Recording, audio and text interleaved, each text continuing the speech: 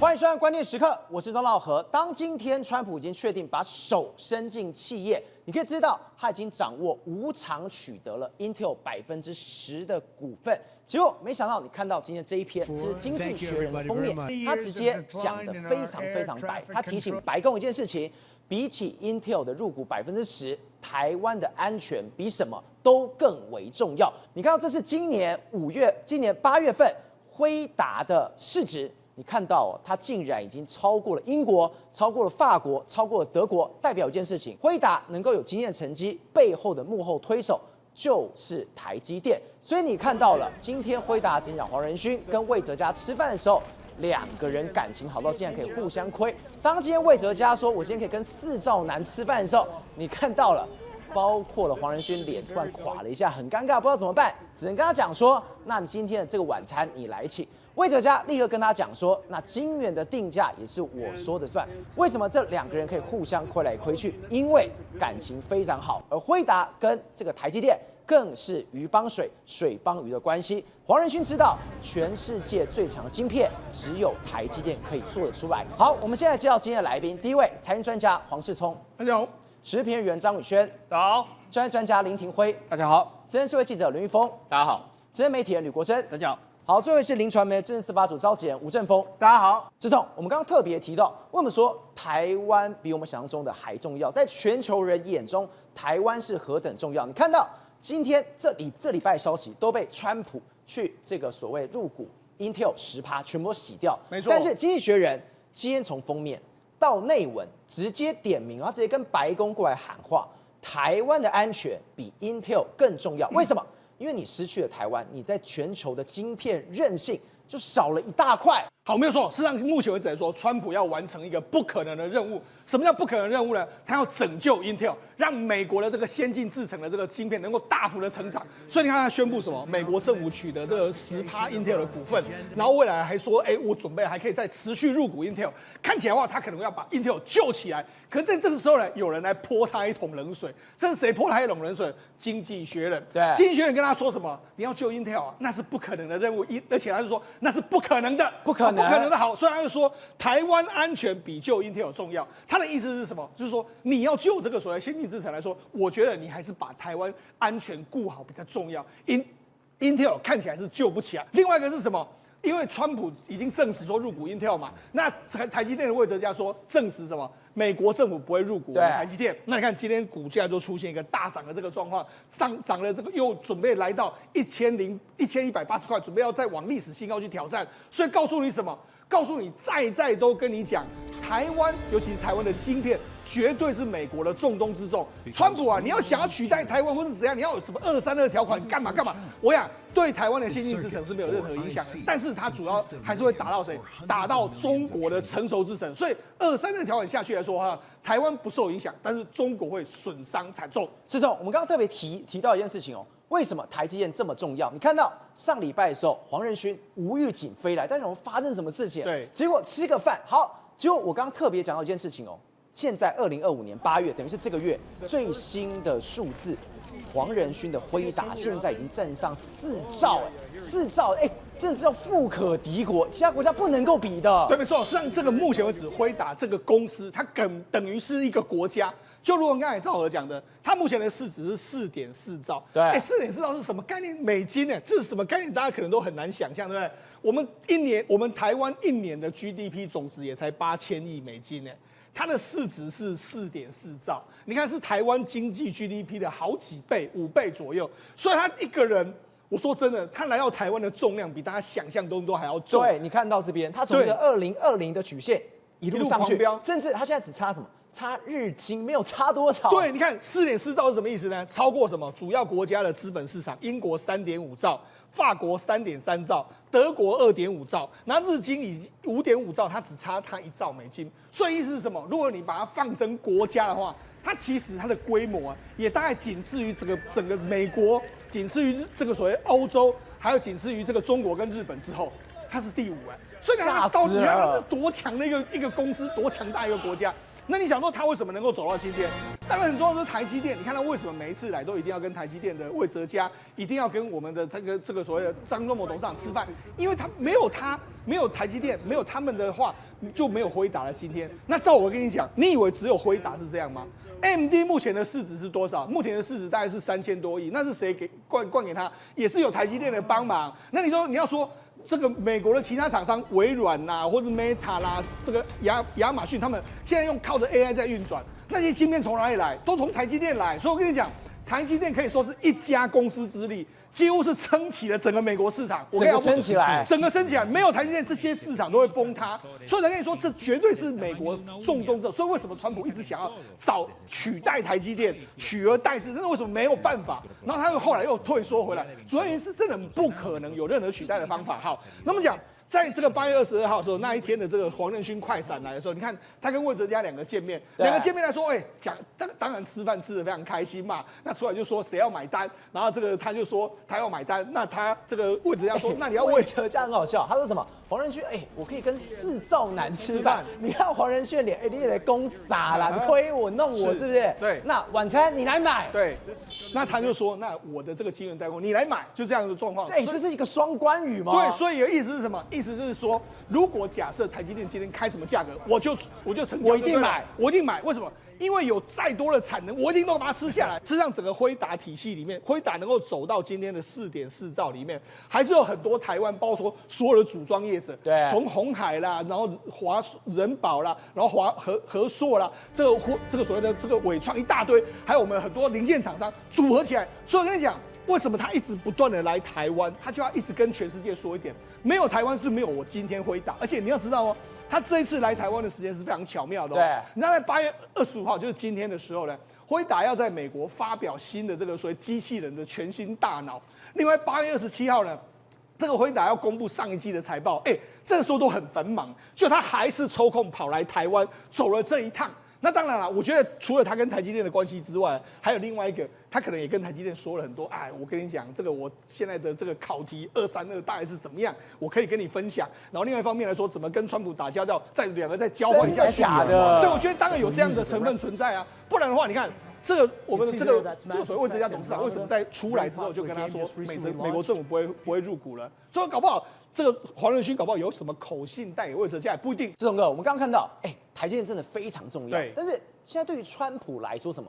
我就要把我的我的 Intel 要好好的把人家说的扶不起的阿斗，我不管怎样我都要扶。对。我今天我国家钱我都进来了。对。扶得起来吗？对，没错。好，我们要事实上这个川普呢，他在出 social 上面来说，他发了一个文章。这文章是什么呢？美国政府已经持有 Intel 10%的股份。好，那这10%的股份来说是怎么拿到了呢？主要原因是因为他当时的时候曾经有给 Intel57亿美金左右的这个所谓晶片法案的补贴，对，再加上美国国防部的35亿左右的，所以一共大概约莫是89亿左右的钱呢，转换成 Intel 的股票。那 Intel 股票那时候是20.47块，所以用这样转换价之后，他还说什么？我们目前为止已经持有110亿，所以从89亿呢增加到110亿，我还赚钱。对，因为 Intel 股价涨了，你看我还赚钱，我好棒，我很厉害。所以未来来说的话，它可能会开始这个灌注给 Intel 的一个状况。好了，但是呢，它这一次的这个合约里面还有一个但书哦，它有说什么？未来假设 Intel 要分拆出去的时候，因为我们知道目前为止来说有一个但书，就是假设有一天呢 ，Intel 的它的这个所谓的晶圆代工的业务持股占比51的时候呢，美国就可以再买5%的股票进来。那这是什么意思呢？假设有一天 Intel 要分拆，就拆成一个是 IC 设计跟 IC 制造的时候呢，假设它在制造部门的时候呢，股价这个股份低于51%的时候呢，美国政府就可以买它的 Intel 的股份进来，就让它让它的制程的比例可以拉到50%，还是在美国掌握的手上。所以这告诉你什么？照我跟你讲，这个意思是，未来 Intel 可能即将要分拆，也就是说，川普呢未来可能会把 Intel 拆成 IC 设计跟 IC 制造，那 IC 设计就出去了，让美国人赚钱 ，IC 制造留下来。今天川普出了这个手，已经代表 Intel 未来会长什么样子？对，没错，就大概是这样的样子。好，那接下来对台湾影响比较大，就是它制造业分拆出来之后。台积电会不会去有帮忙？这个可能是我们接下来要看的一个重点，就是接下来台积电怎么跟美国的这个晶圆代工产业再进一步的合作，还是结合？这个是我们接下来要看的。不过呢，因为这个事情来说，对台积电影响当然很大，但是大家不要忘记。232条款接下来就要来了，对不对？那232条款来说，分成2个部分，一个就是成熟制程，一个叫做先进制程。先进制程看起来的话，美国不会课高关税，因为美国很需要。但是成熟制程来说的话，美国应该会课高关税。现在有传言是300%，所以300%的时候，为什么要课这个关税？我跟大家讲，因为在成熟制程的部分呢，中国的这个制程呢，目前为止2030年会占全球的50%以上。所以50%以上来说的话，就会变成是全世界成熟制程最重要的公司。那你想说，哎，不对啊，那这个先进制程比较重要，还是成熟制程都很重要？成熟制程主要用在什么？家电、航空。我们家电或者我们日常用品来说，很多晶片都不要用那么先进啊，但是它也需要，我们日常用品也要用啊。所以这些东西都变成是被中国掌控，所以美国某些程度也希望说这个成熟制程在美国生产。那这时候呢，我们台湾的就很多厂商就可能会去了，包括说我们台湾的联电啊，包括台湾的力积电啊，或者台湾的这个所谓世界先进，如果被课了高关税之后，他们可能就会往美国去的一个状况。所以美国等于是成熟了我也要，先进的我也要，用这样来绑住未来美国整个晶片产业未来的发展。所以这个232一刻下去300，对，那中国不用玩嘞。对，中国就算你在2030，你刚提到50%也没有人要买。对，所以中国的压力会非常大。当然了，这个因为成熟制程的价格比较低啦，对，所以很多厂商也不见得会愿意到美国去生产。所以这个考验的川普怎么去玩他接下来的这个所谓怎么把成熟制程带回美国这样一个任务。不过有人看到了 pass， 这是谁看到了 pass 呢？库克。为什么库克看到 pass？ 你看库克前一阵子不是就说，哎，我要投资大概是这个6000亿美金嘛，在美国，对不对？然后投资6000亿之后，他就跟什么德仪要生产所谓成熟制程的晶片。好，那我跟大家讲。事实上，德州仪器就是 TI 公司呢，它是生产成熟制程，它的制程其实没有那么先进，大概是约莫是14啦、20奈米都可以做，但是它不是真的是所谓成熟制程，它是特殊的成熟制程，它也是很有竞争力的。然后现在德州仪器准备也在美国在投资大约约莫是600亿美金左右，然后未来呢，这个苹果会变成是第一批的生产的厂商之一，它主要生产包括说像电力控制啦、感测器啊，还有包括说讯号处理器的小晶片，所以呢，这种所谓的专精的这种所谓成熟制程的公司，可能会到美国去投资，会非常非常多。那至于说大众化的这个晶片来说，可能还是没办法到美国去投资啊。但是如果美国呢愿意网开一面，譬如说他对中国科300%的这个关税，然后对台湾科可能150啊，或是100%的这个成熟制程的关税，或许台湾的厂商可以为他所用。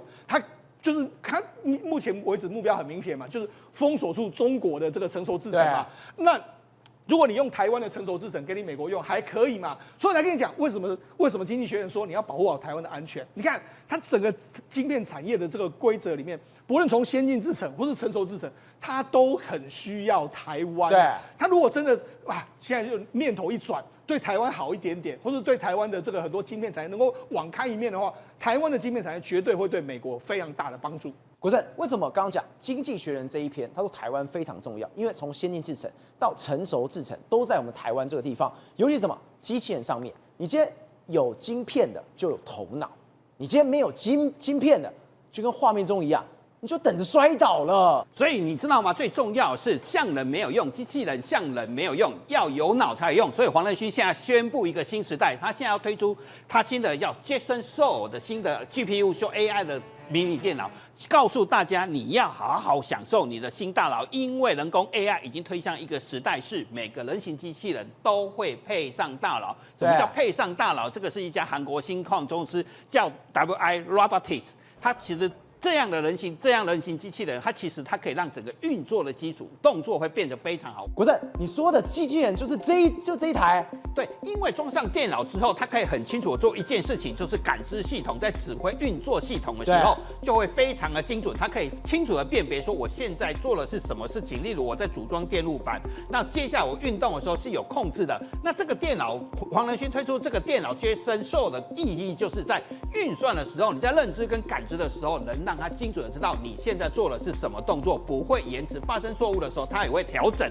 那所以这个画面也太惊人吧？它是拿一个很细的，不管是那种像是小小的镊子，然后呢，在这个晶圆板上面做那种很细微的哦。你看到它的手指，甚至在锁螺丝的时候，现在可以做到这个样子了。所以他在训练说你在感知跟处理运动的时候，他怎么样控制力道，这其实是非常难，因为力道不会超过嘛。所以我们看到中国人形机器人为什么会摔倒，是因为它只为了像人可以运动跟跑步，可是当你出了问题的时候，这些大脑运算速度不够快，它就没有办法处理那个危机，所以跑错或球门跑错，跑错跑歪的时候，它来不及修正，因为运算速度不够快，它没有一个学习跟感知系统。所以他们现在只能直接跑一跑，直接去撞人了。所以大家都在讲说，像人没有用，要有脑袋，就像中国的经济跟现在的发展一样，无脑没有用，你只会有一个样子。那什么叫有脑？是台湾因为黄仁勋推出这个新的AI 大脑之后，其实我们进入一个新时代，这是台湾第一个人形机器人。那你不要觉得台湾没有脚不重要，不厉害，其实这是非常厉害的，因为这是我们跟 NVIDIA 一起做的。那这个是广达集团达明机器人，他做了机器手背，他一样跟你看到了做非常细腻的工作，因为他在全世界其实市占率非常高，他光人形机器人的手背已经卖了1.8万台，在半导体市场占比将近1/4，在美国占比大概5%。那它导入 AI 之后怎么样呢？它可以快速的侦测说，这个像 AI 伺服器的基板，学会之后，本来这个要22秒才能检查一个基板，它现在训练完之后，它只需要13秒就可以快速检测出来。你说过去22秒，现在你有一个新的机器人大脑一下去之后，这时间就缩短这么多。只有13秒就搞定了。重点就是你在训练感知跟知不知道这个东西是做好跟做不好。接下来它会准确的运动，所以它在协作堆站板的时候，它可以堆得非常的准确。所以你会看到它运作系统在运动的时候，它其实控制得非常好。再来，它装玻璃的时候，它可以分辨哪一个东西我想要玻璃或想要金属盖板的时候，它汽车厂工作，它是大众汽车就是福斯工作的时候，它其实可以精准的知道这是玻璃还是金属，它可以去分辨各个灵物啊。接下来他还会学习说，当人不小心走进环境里面，他在工作的时候，他知道他应该要避开这个人，其实就是要学习跟认知。所以犯错了，可能像跑错了，他会摔倒嘛，他就会知道说，我到底做的好不好？我会学习，那人进来之后，我会避开，他就知道那里有一个人。所以以前达明机器人不做像人的机器人，是因为我有脑就好。那现在为什么他要做2只手？是因为半导体的客户告诉他，我某些工作我需要2只手来做，所以才会做出这个人形机器人。那你问说，你为什么不长脚呢？其实，在半导体晶圆厂工作里面，你不需要长脚，所以我们推出这个。为什么？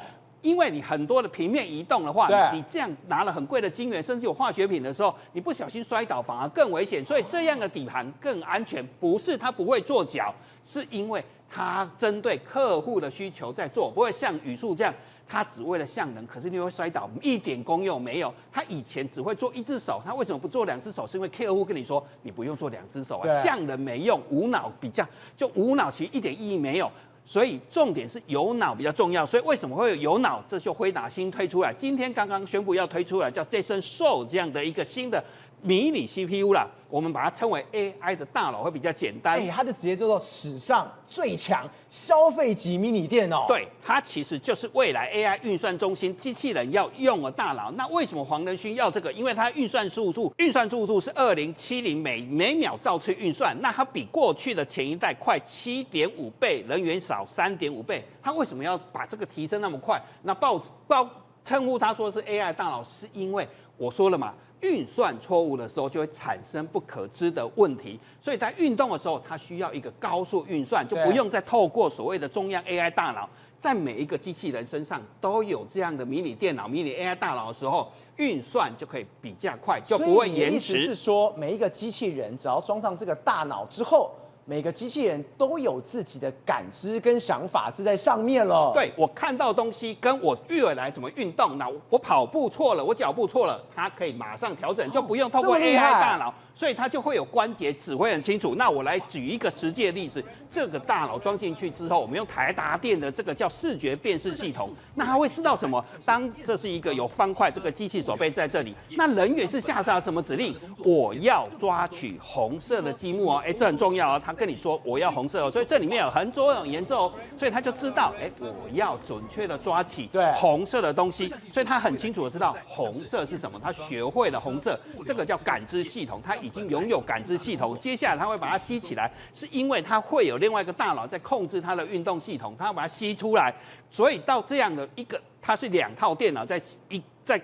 所以我还以为说我们可能要下指令，可能是用输入的，没有。你刚刚看到那个画面中，他只要跟他讲说，我只要抓红色积木，或者是抓黄色的积木，抓绿色的积木，他马上就可以做出一个相对是正确的选择。所以这样一个人形手臂或机器人协作机器人，它其实分成2个东西，一个大脑是在处理感知系统。什么叫感知系统？是我知道红色跟绿色，我会听到你分辨的声音。所以台湾不是做不出来人形机器人，是因为客户要的是这样的东西，所以我们强项是在这，所以不是人跑出来就有用。那重点你才知道说感知有多厉害。再来，我们这次还推出什么有鼻子的机器人，这也是全世界第一个记者。你刚刚的意思是说，除了有听觉之外，现在机器人还有嗅觉的，对，这也太扯了吧！刚刚我不是告诉机器人吗？它有个大脑在分辨什么？它在分辨说，你告诉我你的声音是什么，你讲的是什么语言，它已经会分辨了。那接下来眼睛告诉你什么是红色跟蓝色，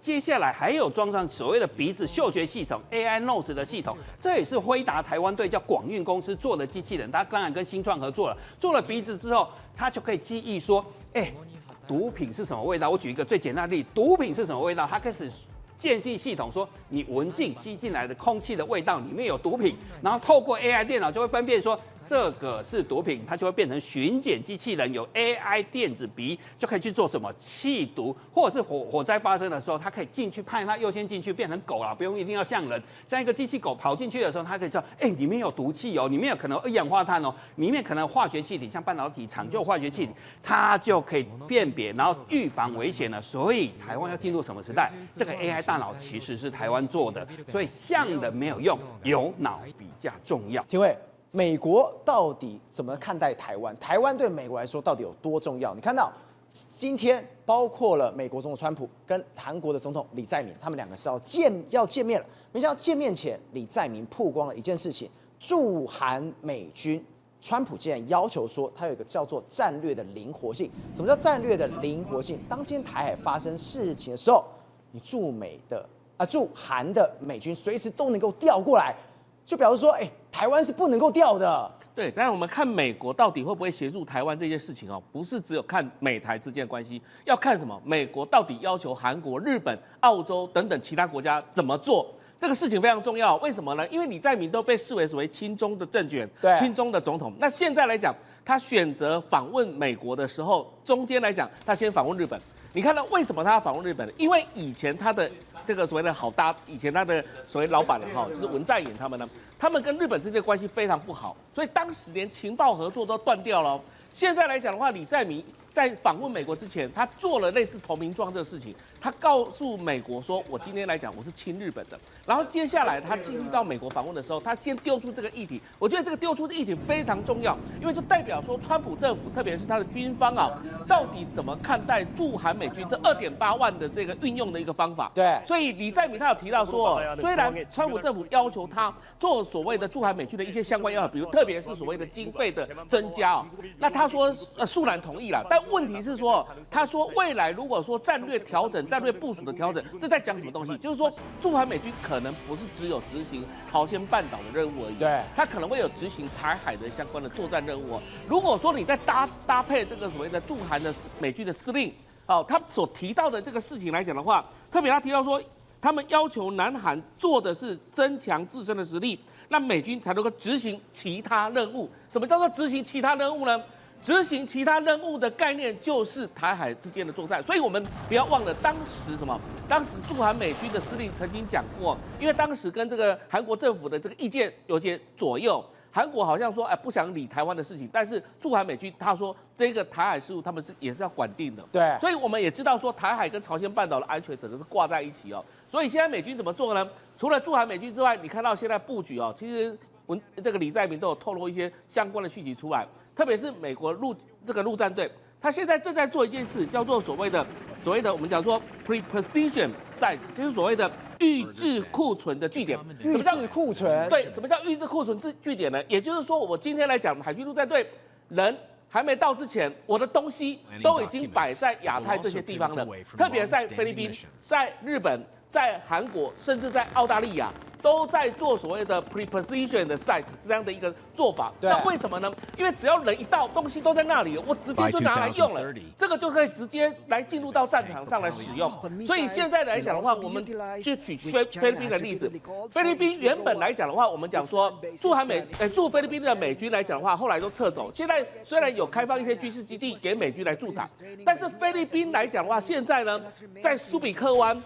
虽然是撤走，但是呢，有一些相关的，比如说悍马车，对，或者是说一些相关的武器，都已经进驻到菲律宾的苏比克湾里面了。那没有人员驻扎，但是他没有说不能军品驻扎，军品可以放在那里，然后等到以后这个陆战队过来的时候，直接就取用。